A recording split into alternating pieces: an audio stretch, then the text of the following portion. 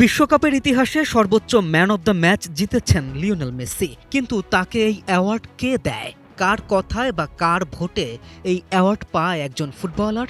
চলুন জেনে আসি।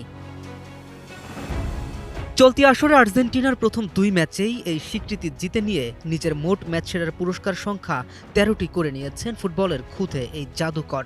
এই তালিকায় তার নিকটতম প্রতিদ্বন্দ্বী ক্রিশ্চিয়ানো রোনালদো, যার ঝুলিতে রয়েছে ৭টি ম্যাচ সেরার পুরস্কার। বিশ্বকাপে এই সম্মাননা চালু হয়েছিল ২০০২ সালে, আর প্রথমবার এটি জিতেছিলেন হাজ্জি দিউফ।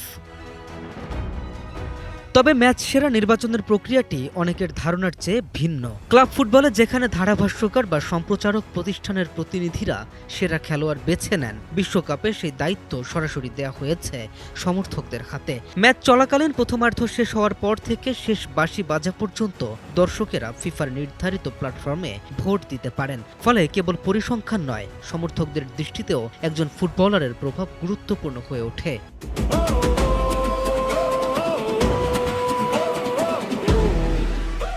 এ কারণেই ঘানার বিপক্ষে গোলশূন্য ড্রয়ের পরে ম্যাচ সেরার পুরস্কার হাতে পেয়েও জুড বেলিংহাম বলেছিলেন, এই স্বীকৃতি তার নয়, বরং ঘানার কোনো ডিফেন্ডারই পুরস্কারটির প্রকৃত দাবিদার ছিলেন। K M Rafin, news 24।